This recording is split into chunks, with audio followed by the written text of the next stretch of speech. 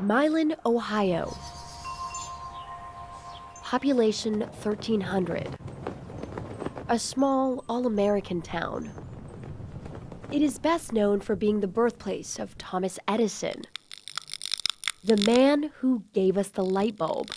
But to locals, Milan, Ohio is known for its darker past. Shock. Just couldn't believe it. On April 1st, 1968, a triple murder rocked this small farm town. An entire family slain in one night. No one was ever charged, no one was ever arrested in the case. 50 years later, the case still ice cold, and still there are few clues. The hope to ever solve it, it gets dimmer as the years go by. Yeah, somebody wanted to kill him for some reason, which the motive to this day remains unknown. The story goes like this. The home sits off State Route 13. It is rural and it is quiet. 41-year-old William and 37-year-old Ann Cassidy were asleep in their bed when a killer shot them point blank with a shotgun. Their 12-year-old daughter Patricia slept in the room next door, found viciously beaten, possibly with that same shotgun. She died in the hospital just days later. Nobody would deserve this, especially a 12-year-old girl.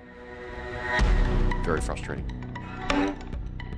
The carnage discovered by the couple's son, Michael. He was 17, senior in high school.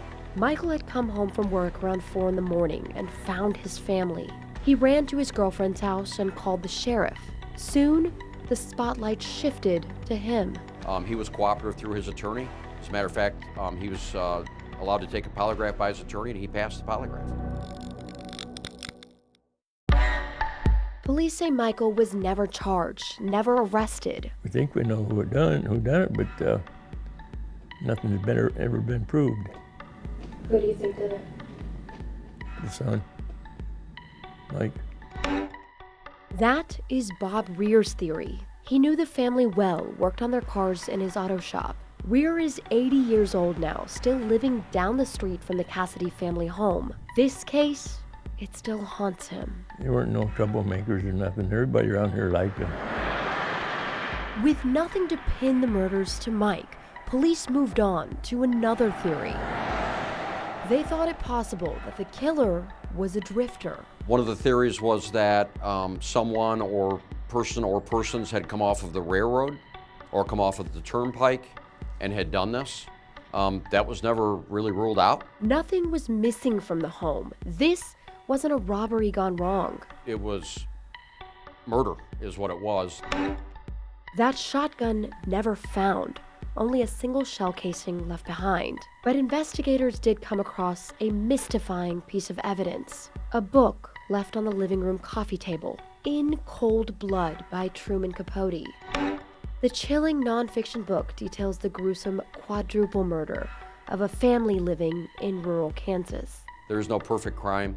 I think that some people may get away with a crime, but I don't think there is a perfect crime. The Cassidy family is buried together, side by side by side. Patricia, Ann, William. 3 lives taken in one unspeakably dark and violent night. Their killer walking free. 50 years passing over Milan, and police believe someone in this town knows. William, Ann, Patricia.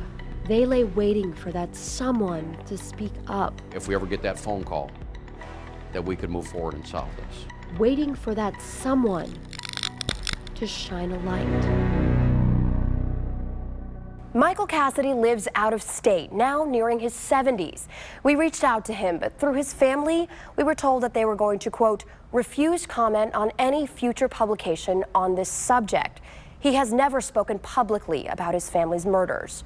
The Erie County Sheriff's Office says they hope someday to bring the family and the community the answers that they need. Homa Bash, News 5.